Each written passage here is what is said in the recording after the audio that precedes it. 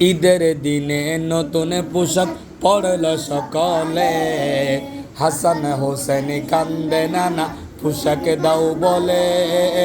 ঈদের দিনে নতুন পোশাক পড়ল সকলে, হাসান হোসেন কান্দে নানা। দয়ালে নবী করলেন দুয়া, ও গো রব্বানা জান্নাত হতে কুদরতের পোশাকে পাঠাও না। লাল সবুজের সেই পোশাকে কারবালারি শান, ইমাম হোসেন শহীদ হলো কারবালা ময়দান।